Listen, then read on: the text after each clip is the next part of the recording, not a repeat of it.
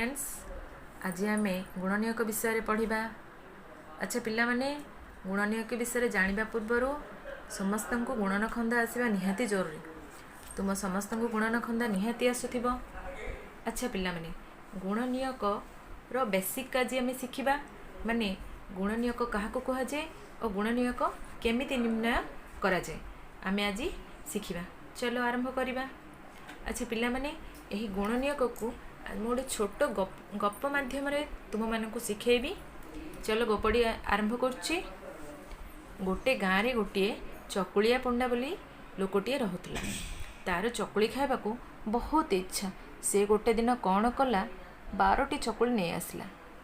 एका खाइब बोली भाविला, किंतु तार तुम भली चुलबुली 2टा झी अच्छा कुनी आउ रुनी।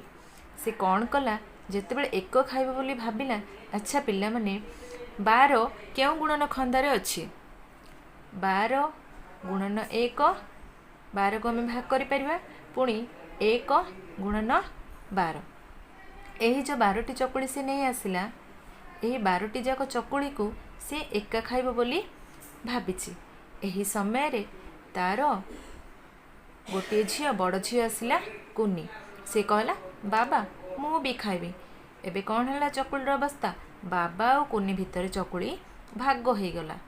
अच्छा पिला माने बाबा और कुनी भितर 12टी चकुली केमिति आमे भाग करबा। बाबा केतोटी खाइब, बाबा भागरे पड़ला 6टी, कुनी भागरे केतोटी पड़ला पिला माने, हाँ 6टी। कारण 6 और 6 मिसले आमर 12 हुए। अच्छा पिला माने 12 को आमे एमिति भी लिखि परबा।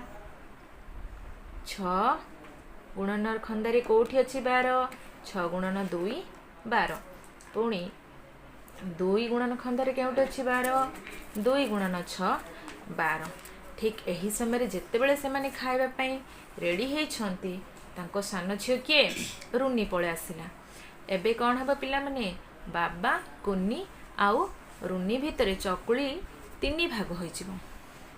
अच्छा पिला माने रुनी जितेबाला आसिला कौन हेबो, 12टी चकुली केतोटी भाग हेबो। यही 12टी चकुली को रुनी बाबा आउ कुनी 4टी लेखाएं करी खाले। 12टी चकुली 4टी लेखाएं पड़िला समस्तंक भागरे। केते जनक भागरे 4टी लेखाएं पड़ला, प्रत्येकंक भागरे मोट केते जण, 3 जण। अर्थात 3 गुणन 4 मध्य 12 आमे लिखि पारिबा। 3 गुणन खंदारे अच्छी 12, 3 गुणन 4 12, पुणी 4 गुणन 3 मध्य 12। अच्छा पिला माने यही सबू 12 रो जतिकी गुणन खंदा अच्छे सब गुड़िक एकत्र करी आमे लिखिबा। प्रथमे आमे लिखितिले 12 गुणन 1। अच्छा पिला माने 12 गुणन 1 लिखिबा, जहा 1 गुणन 12 भी ताहा। पुणी लिखिले 6 गुणन 2, पुणी कौन लिखिले 3 गुणन 4। यही सब संख्या गुड़ी को लिखिबा आमे 12, 1, 6, 2, 3 एवं 4।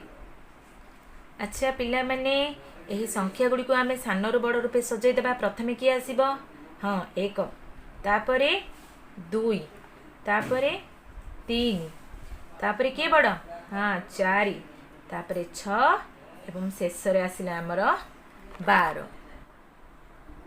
अच्छा पिला माने 12 रो गुणनीयक गुड़िक हला 1, 2, 3, 4, 6 एवं 12। यही संख्या गुड़ी को 12 रो गुणनीयक कह जाए। गुणनीयक माने कौन पिला माने, गोटे संख्या जो संख्या गुड़िक द्वारा विभाजित हुए से ही संख्या मानक उक्त संख्यार गुणनीयक कह जाए। अच्छा पिला माने तुम समस्त को गुणनीयक भल भाबे बुझिला ना। ठीक अच्छे, आगो को एमिती मजेदार वीडियो देखिया मो चैनल को लाइक करंतु, सब्सक्राइब करंतु एवं शेयर करने को जमार भूलंतु नहीं।